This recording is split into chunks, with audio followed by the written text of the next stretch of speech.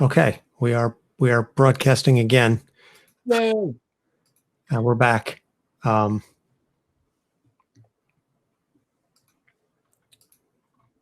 Let's see. Let me just refresh. Oh, hey. It turns out you're live now in Capes on the Couch's fans group. Huh. Let me check this out.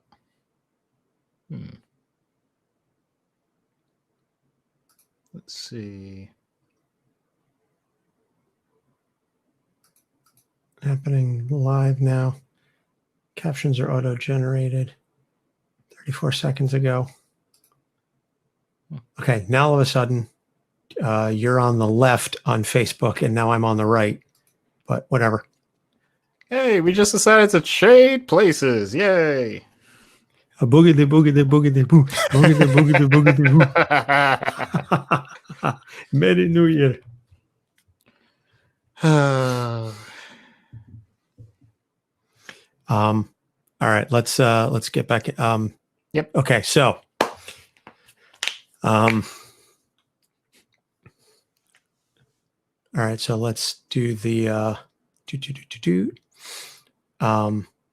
right, so now we're going to move into the skit. So yep. So we just so we're going to take all of this and see what happens when we get Dr. Issue. Yeah. Nice.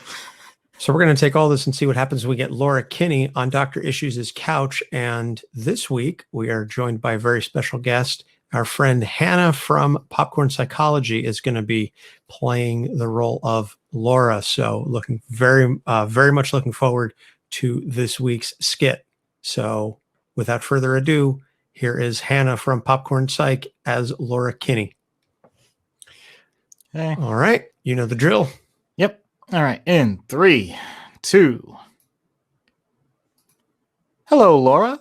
I'm Dr. Issues. How are you doing today? I'm doing okay, all things considered. I appreciate you taking the time to speak with me, even over video chat. Telepsych isn't my ideal scenario, but that's the world we live in, so thank you for understanding.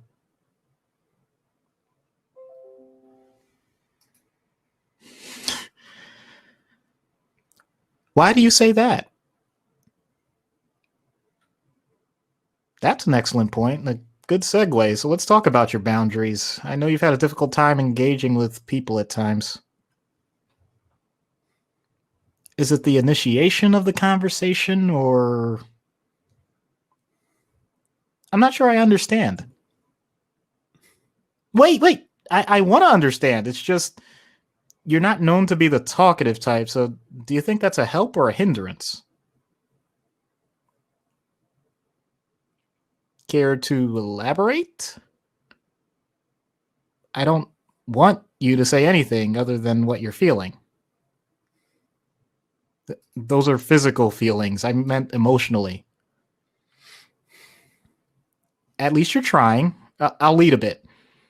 When I'm talking to a stranger, I feel... That makes perfect sense. I mean, believe it or not, many people, perhaps even most people, feel some form of discomfort, especially with initial contact. The good news is it goes away with experience. Whoa, I don't mean to mislead you. I mean it gets better. Well, when you learned how to fight, did you automatically know the proper takedown techniques? No, you learned, you practiced, you...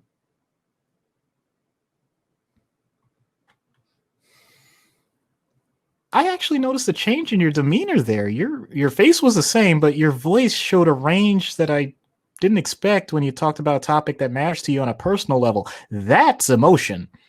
So what do you do with that when it shows up? So do you feel uncomfortable talking to Gabby? Are you referencing happiness? That sounds like a wonderful experience for you. And yet I'm concerned that you don't seek that experience for yourself. In other words, what's fun for you by yourself? Or a lot of room for growth? You're still young. You literally have more energy than most people can imagine. Time and effort are on your side. Look, I'll admit I can't be your friend, but I can help you process what your friendships are like. Does that sound worthwhile to you? Another adolescent with dry sarcasm. Well, that's reassuring. Hmm. This is the perfect example of how some conversations can be awkward, but you know what? That's okay. Look, there are no enemies here. You don't have to be on guard. Oh, believe me, I know that there are some topics that are hard to breach, and I wasn't planning on asking you about your upbringing or anything just yet. Like I said, we don't have to talk about it now. I don't have answers for you, but I'll search for them with you. Are we done? Okay. I guess we'll continue this next session. Well, then, people say I'm awkward. I think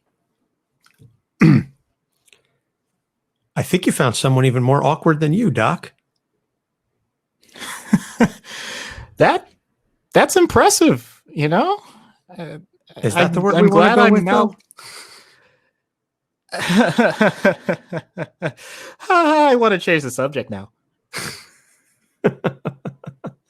Well said. Well said. This is a fun one. Thank you, Ruby, for bringing us Laura. I know. I think I'm fairly certain she was on our master list somewhere, which I still have the piece of paper here in my office of the master list of like 70 something characters that we had looked at doing back when we originally discussed doing this podcast, and a lot of big names still on that list that we have not yet done. So I'm continually amazed at, even though we've been doing this now 80 episodes, which sweet baby James, that's a lot of episodes. We still haven't even scratched the surface. There's still so many more to come. Yeah. Quick pause because I forgot to punch in the upcoming episodes into the show notes. Right. Superboy Prime. I'm so looking forward to Azrael. I'm so looking forward to that. And Brian. And I didn't. Oh yeah, you mentioned with Brian, like, is it specifically Captain Canuck, Captain Canada? I asked him because I looked up both of those characters, and neither Yeah. Captain Canuck nor Captain Canada have any comics that we could very easily access. So instead, he has allowed us to do someone from Alpha Flight. Oh, but didn't say who. Okay. All right.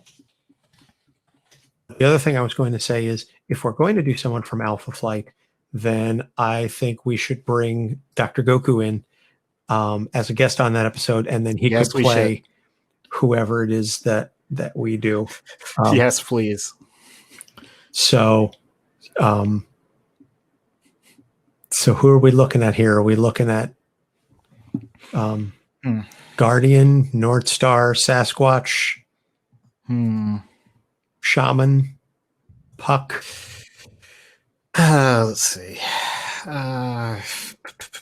Who do you think would be the most? Well, I shouldn't say most interesting. It's not fair, but like, I'll admit I don't know as much about them, so I can't. Yeah, I don't know much about Alpha Flight as well. I know North Star is gay. Mm-hmm. Hang on, I'm pulling up. Sasquatch is like basically Canadian furry Hulk. Mm-hmm.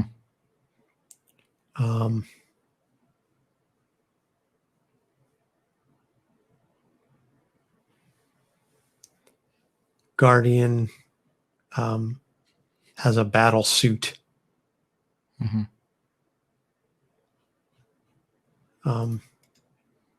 Fuck it, let's do Guardian. Alrighty. All right. Cool. I'm not going to mention Goku yet because I don't obviously know if he can do it. Right. But we will see. Alrighty. Also, I shouldn't have cursed just there. I'm sorry. That's life, man. I just it just sort of slipped out because we're on the live stream. If it were just you and me, I wouldn't care. But whatever. Yeah.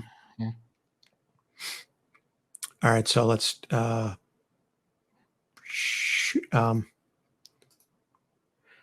right, so that's going to do it for this week's episode.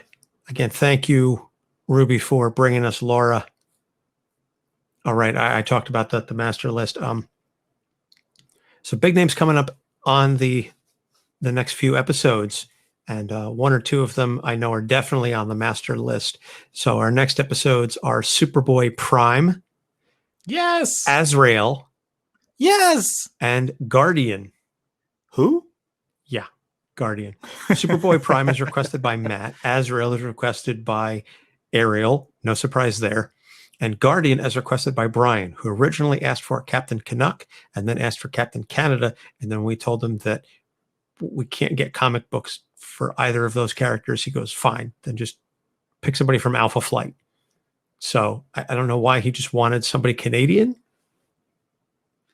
but That's all right. It is what it is. So as always, you can find all of our websites. Yeah, let's try that again. So as always, you can find all of our episodes on our website at capesonthecouch.live or capesonthecouch.com. We are on Facebook, Instagram, and Twitter at Capes on the Couch. We have a YouTube channel, which if you are watching this live stream, you can check out some of the videos that we've got posted. We are also on pretty much every major podcast platform. I did actually just submit our application to Deezer because that's another podcast platform I'd never heard of, but thanks to Kate from Ignorance Was Bliss, she said it's very big in Europe. So maybe it will help our numbers. You can email us at capesonthecouch@gmail.com if you have any questions. We've got a Patreon, a TeePublic.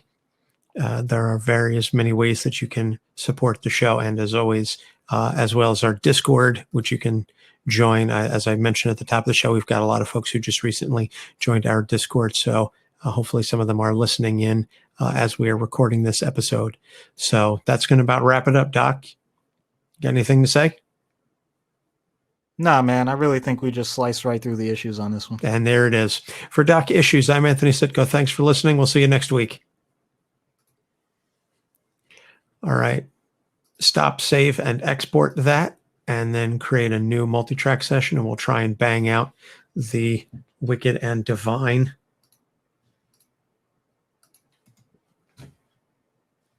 review.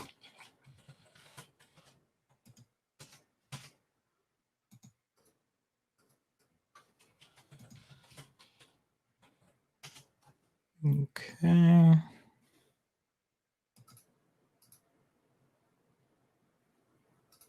Let me know when you're ready.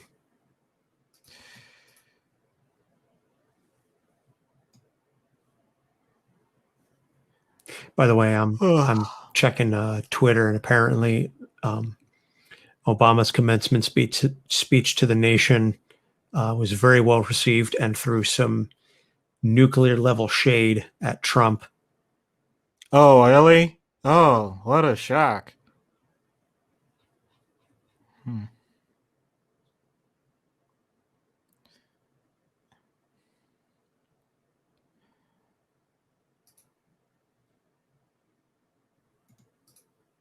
Okay.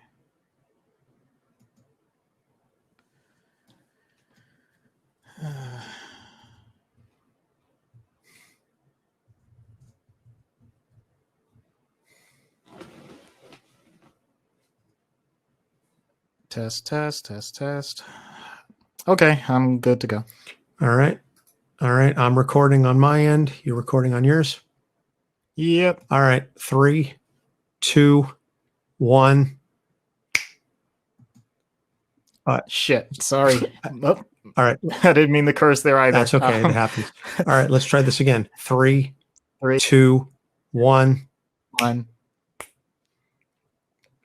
Okay. All right. And Registered, at least on my end. that's fine. I'll sync them up fine. Let me close that. Bring over the Wicked and the Divine. Oh yeah, I was gonna say, did you put Wicked and Divine show notes in the?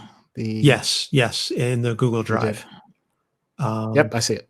Okay. And then we also, by the way, we have to figure out. You know what? We're doing the next trade paperback is Saga, which I've been wanting to get to for a very, very long time. Cool. Alrighty. All right, let's do this in 3. Whoops. Helps if I actually. Oh, Anthony, you dumbass! You have to actually prep the thing for recording. There we go.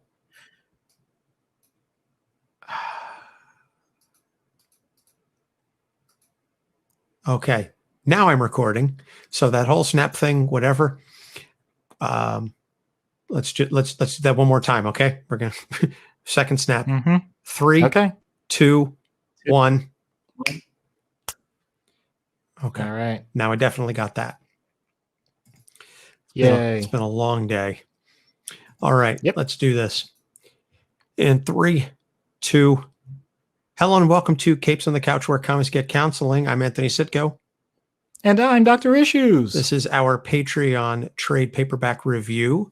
This month we are covering The Wicked and the Divine, Volume 1, The Faust Act. I've been wanting to get to Wicked and Divine for quite some time, and glad we were finally able to get this one into the books and get it started. I'm a little sad, though, because only Volume 1, as far as the trade paperbacks, is available on Comixology Unlimited, which I guess is a smart move on their part because they hook you with the free one, and then you have to pay for the rest of them.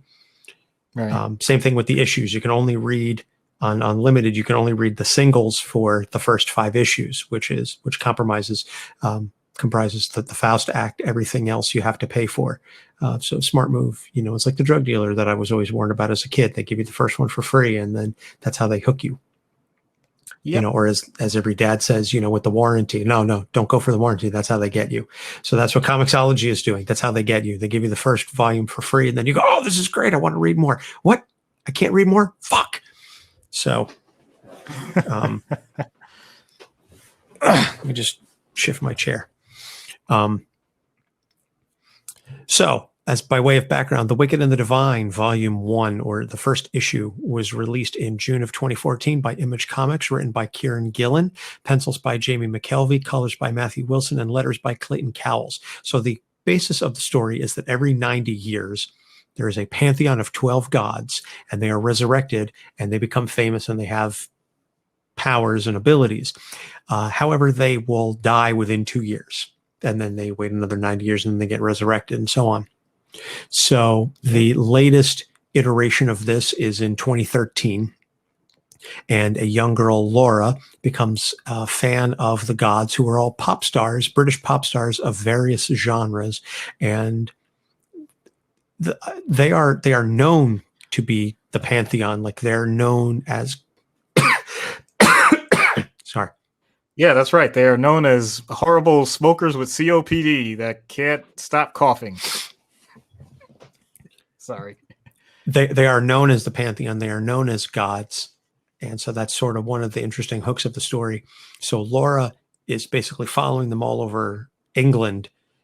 And so she befriends Lucy, who is Lucifer, an androgynous woman in the mold of David Bowie.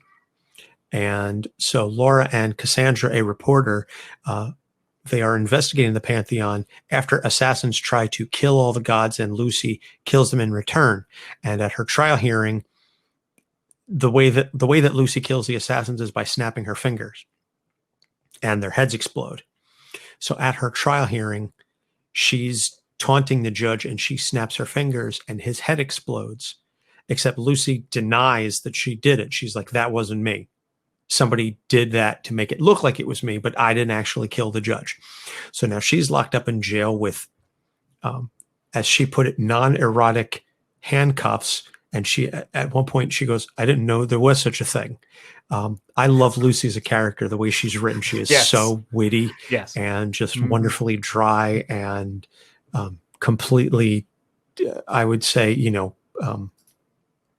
I guess maybe polysexual.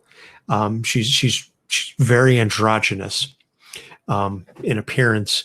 But in any case, Laura visits Lucy in jail, and Lucy tells her to find Ananke, who is this woman who corrals the Pantheon and welcomes them every time they resurrect. So every 90 years, Ananke is there to welcome the people who are turned into the gods, because they're regular people, or they were regular people, and then the resurrection happens, and now they're gods, and now they die within 2 years. Right. So you can be at any point, but they're turned into gods. Like I said, the whole thing is just very fascinating and thrilling. I'll get into that in a second. So after witnessing so Laura is continuing to try and track down Ananke, and she witnesses a fight between Baphomet and Morrigan. And then Baal shows up and welcomes Laura into the Pantheon headquarters. And so she is there with basically the rest of the gods, and they are all trying to figure out what Lucy should do next. And basically their response is, Lucy needs to chill. Lucy needs to sit down and shut the hell up. And all this will, sort of unfold as it will. And if she can't play with us, then we'll wait 90 years and she can join us then. But she needs to pipe the fuck down, because she is making way too big of a thing. She's being very public and flaunty with her powers, and that's not how we roll. We're trying to be subtle here. We're trying not to scare the shit out of humanity, and Lucy doesn't care, and it's jeopardizing the rest of us. So maybe, so they're trying to tell Laura, this is what you need to tell Lucy to do. She needs to sit down and, calm down. So Laura returns to visit Lucy. Lucy breaks out, revealing she could have done so at any point. And then Lucy leaves an absolute trail of dead bodies in her wake. She's just fucking things up. She doesn't care about anything. Yeah. So the other gods show up and they try and stop her. There's a huge bloody fight. And then Morrigan teleports them to a safe house. Lucy, Morrigan, and Laura. And then Lucy's like, fuck this, I don't have to deal with any of this. And she steps outside. Ananke meets her. And right before it happens, Lucy realizes, oh, shit. Okay, I'm sorry. Please don't do this. And Ananke goes, nope, snaps her fingers and explodes Lucy's head. So now Lucy is dead. Yeah. And also didn't know Ananke had the power to do that. Yeah, I guess you could say that everyone had their mind blown. Yes, my mind was definitely blown, literally and figuratively. Or maybe just figuratively, not actually literally. Lucy's head was literally blown. So later that day, or maybe it's a couple days later, whatever, Laura is processing all of this, because now she's famous as the friend of the Pantheon. And so she's turned into a minor celebrity, which she loves, because her whole thing is she is a fangirl through and through. She doesn't care about anything. She is obsessed with these gods. That's all she wants to do, is just follow them around. And so Laura is sitting there, and she's got a cigarette, and I guess she's just messing around or whatever. And she snaps her fingers and realizes, I lit the cigarette just by snapping my fingers. So I have powers too. So that's the end of the first 5 issues. And I need to track down the rest of this series, because I am hooked now. I need to see what happens next. So I've talked a lot, but Doc, was there anything that I missed? Anything that you wanted to throw in? I just love the fact that Baal was balling. I mean, in terms of his look, in terms of his style, everything. Okay, let me take a step back. You already said these are resurrections in people, and it's only 2 years. So there's a few hints here in the story where they point out I'll be honest, I wasn't paying attention to all the names, and I'm a quick reader, so I'm not going to pretend and say that anybody that was quote unquote a background character, I know everything about them. But one of them, I'm like, did I miss this? Or are they saying that one of these is 14 years old or something? Yes, holy crap. One of them One of the gods is like a 12-year-old girl or Yeah, a 12-year-old girl, I think. And she's like, yeah, I'm going to die at 14. by right. That's okay. That was because when I read that, I'm like, okay. So in other words, this is one of those, and I'm sorry to make this reference. It reminds me of Joe versus the volcano. Like in other words, you will get carte blanche, do whatever you want with this life, but it's going to be an incredibly short period of time. And I'm just saying, out of all the characters, I feel like that are quote unquote making it count in a way that most of society would think you would make it count. That's Ball, at least the way he's presented so far. Oh no, definitely. He's very much the, MTV Cribs style setup, and he's like, check this shit out. He's got the giant painting of himself, in his house. That was a bit much, but yeah. That's where you draw the line? Yes, that is where I draw the line. In other words, act it. Like, go ahead, live your life and do it. You don't need the accoutrements, though. You don't need the painting. You don't need all the other stuff. Dude, his name is Ball. Like, he is literally bawling on this. Yeah. So yeah, it makes sense that he's going to go all out with the fucking painting. The giant thing in his lobby. In like the entryway to his house. Yeah, that's some baller shit. All right. Anyway, but so just overall, go ahead. No, I was going to say I thoroughly appreciated the research that Kieran Gillen had to have done to write this, not just on necessarily just the theology and the mythology of this, but also the musical references that were thrown in here. At one point, Laura realizes that Lucy is Lucifer, or somebody. Lucifer, and she goes, "Oh, you guessed my name." And I was like, I started hearing the Stones in my head, like immediately. I was like, okay, that this is on point. Apparently, I haven't had a chance to look it up yet. There is a playlist for this series that, like, each issue or each trade paperback maybe has a playlist of songs that Kieran Gillen suggests that you listen to while you are reading the book, because the songs will tie in thematically with the story. And also, obviously, because these characters are pop stars, in various musical genres, that it very much ties into that notion of music and art and the whole thing just sort of coalescing beautifully together. I love this. Like I said, the storyline, the artwork is gorgeous. Absolutely gorgeous. I mean, McKelvey and Wilson do fantastic work. They've been on a couple of Marvel books that I've read. I know that Jamie McKelvey and Matthew Wilson helped redesign Kamala Khan's outfit, or designed Kamala Khan's outfit, and also I think maybe redesigned Carol's flight suit type deal when she went from Ms. Marvel to Captain Marvel. I think Jamie McKelvey was responsible for that as well. They do just fantastic work. So the artwork in this is just beautiful, and so this is going to sound strange. Some of the most beautiful head explosions I've ever seen. Just the way that they're drawn, the artistry that is used. All right. It's I loved it. So okay, if you say so. I really enjoyed the artwork. I think it's the best we've done so far in terms of what we've reviewed. But I wasn't thinking specifically about the head explosions. I don't know. I wasn't thinking specifically about the head explosions either. But when I saw them, I was like, God damn, that's beautiful. Just like. Oh, we're a mental health podcast and we're talking about beautiful head explosions. Hey. For our patrons, we're not talking mental health necessarily.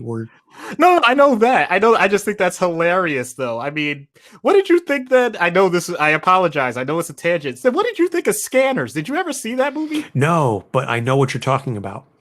I know exactly what you're talking about with the head explosions. Yeah, so anytime so whenever somebody says something like that, that's the first thing I think, like, I don't know. I didn't understand at the time as a kid how they did those special effects. Like, I knew it was fake, but at the same time, like, how are you doing that? Because you couldn't see a lot of the cuts that quickly. But then again, that was on a VHS tape that I watched. So whatever. Anywho, no, I agree. The artwork was fantastic.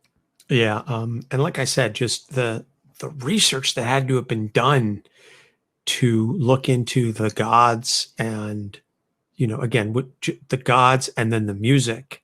Um, Mhm. it's Yeah. it's amazing. I am in awe of Kieran Gillen for being able to write so comprehensively.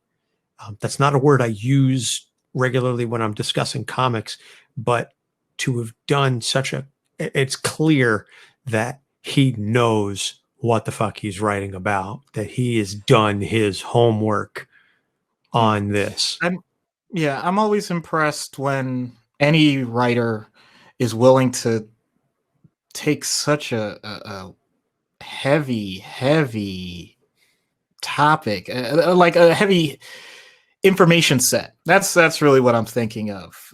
Because the only other person I mean, there are plenty of others, but the one other person that comes to mind is, forget the movie, Alan Moore with League of Extraordinary Gentlemen. Oh yeah. That that series reminds me of this, where yeah, as I was reading this, I'm like, I'm not gonna lie, I'm not an expert in any of this stuff, so I got to kind of follow what the person is saying. And you and I both, not to toot our own horns. I mean, I know we're pretty intelligent people, so I know at least what I was doing as I was reading it was like, okay, is there anything else I need to know about this thing? Like, like kind of doing like a wiki search, that sort of thing, like once in a while, just to make sure I was on par, which is not something that I usually do for comics. So anybody that makes me do that, it gets my, I'm impressed. Oh, absolutely. Anytime I have to read something to understand the comic book I'm reading, to me, that makes me enjoy it that much more. I've referenced the number of times I started reading some John Locke stuff because of Ta-Nehisi Coates's run on Black Panther that he was referencing. So anytime there's a reference to something in a comic book that I have to learn, like actually learn some shit, I go, okay, this is good. I appreciate it. Like I said, the artwork is just it's gorgeous. It's so clean, the pencils and the inks are so clean and clear. And then Matthew Wilson is an amazing colorist on everything that he touches. Like I said, it's just McKelvey's pencils and inks. They are real people. Like they are drawn so realistically that even the fantastical stuff you can imagine is actually happening because of how cleanly it's drawn. Mm-hmm. Yeah, this is, I mean, I could go on and on about how much. This is one of those. It was worth it. It's worth it. If I had to, I know usually we do the opposite way, but for me, this is a story. I'm going to say potential story because I don't know the whole thing. I haven't read the whole thing. I read that first volume. So potential story is a 10 out of 10. What I've read so far is an 8 out of 10 because I could see it going off the rails a little bit, if it, potentially going off the rails. I don't even want to say it does. I have no idea.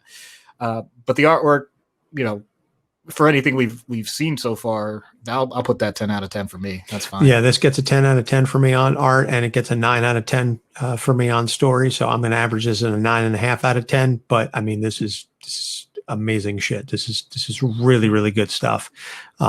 Thoroughly enjoyed reading it. We'll definitely try and track down the rest of the volumes, whether it's on Comixology Unlimited or some other method. Hopefully, God willing, the comic book stores open up sometime soon, and I'll buy the actual trades or something. Support local businesses. So and practice safe social distancing. Yes, definitely do that as well. Awesome. So our next month's trade paperback review is going to be volume 1 of Saga, Brian K. Vaughan, who we just did last month with we did the episode on Why the Last Man on Yorick, but I've wanted to get into Saga for quite some time, and I think that a couple other characters would fit very well in an episode, like a regular episode of Capes on the Couch. So I think after we delve into Saga, maybe we could tack one of those characters onto the list.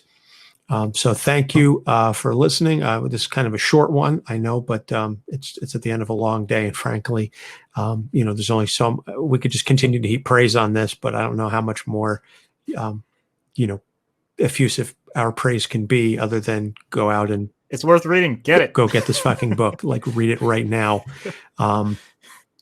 So as I'm sure you're aware, well, if you're listening to this, we have a Patreon, so I'm not going to tell you about that. We've got a TeePublic site. Our new Why Because Comics logo is now available in monochrome and multicolor. And as always, you can find us on our website, capesonthecouch.live, and on social media, Facebook, Instagram, and Twitter at Capes on the Couch. And email us at capesonthecouch@gmail.com with any questions you've got. So to all of our patrons, again, thank you so much. We appreciate it. And again, apologize for not giving you the heads up about the May payments. So you get the month of June for free as a way of apologizing. We will return to the payments in July. So just now I'm giving you the heads up, but you get June as a freebie. So thank you for your continued support. We appreciate and love every single one of you. Doc, anything before we leave? Nope, not even any puns or anything. Sorry. That's fine by me. For Doc Issues, I'm Anthony Sitko. Thanks for listening. We'll see you next month. All right, going to save that and close out. And close that. All right. Well, it's time to stop the broadcast. I don't think anybody's watching on either YouTube or Facebook at this point. So, yep, all good. Don't forget to send me the MP3s. I'll send it to you. Awesome. Yep. Thanks, bro.